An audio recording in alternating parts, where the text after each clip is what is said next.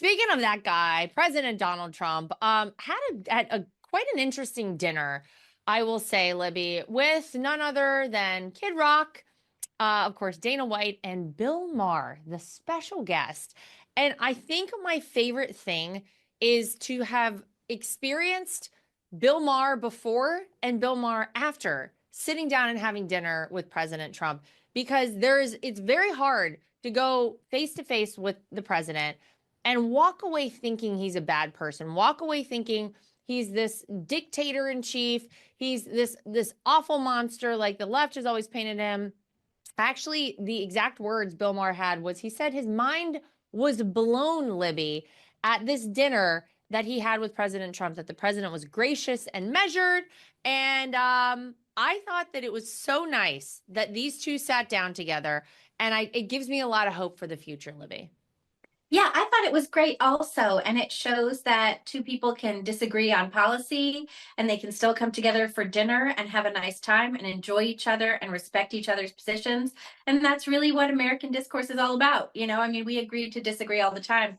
And this is a guy who's been bashing Trump for years. Yeah. And so to have him come and sit down and have a nice dinner and just talk about things, I thought it was actually even a little bit heartwarming, Yes, Yeah. I agree. It was lovely. Imagine that. He does say he's not going MAGA, though, Kay. He's like, oh, don't get me wrong. It was interesting to me because whenever he had to talk about this, he talked about it on a show on Friday. It felt like he really wanted to go all in and say, like, I had this amazing time. I was wrong about President Trump. He's actually a great guy. And I don't think he's this crazed lunatic like I've been talking about for years. But it felt like he couldn't quite get there. Like, he didn't want to fully lose the audience. Kay, did you have that same impression? I don't even think it's the audience. Let's be honest. He can't go there because he's scared about losing his network. He's scared, I don't know if you guys have ever spent time around all those Hollywood creepy lizard people types who run all of these major networks, all of whom have backed Bill Maher for his entire career. It doesn't matter how out there you are as a comedian. If you have a deal with any of these major networks, there's going to be someone in a suit telling you what you can and cannot do. Yeah. And for the most part, these guys believe them. Bill Maher believes them. I really do think that if he got out and went out on his own, he wouldn't see the same kind of success as Tucker, but he'd be up there.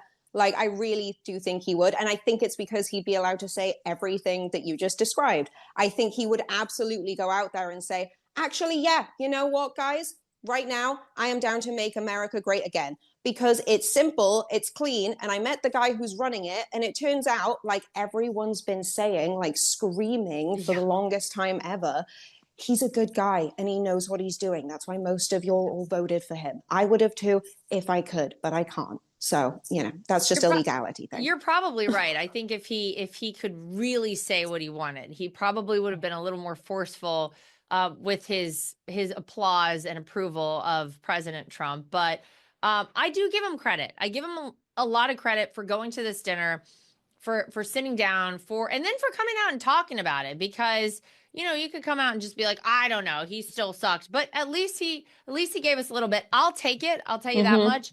For full shows, live and on demand, it's Salem News Channel.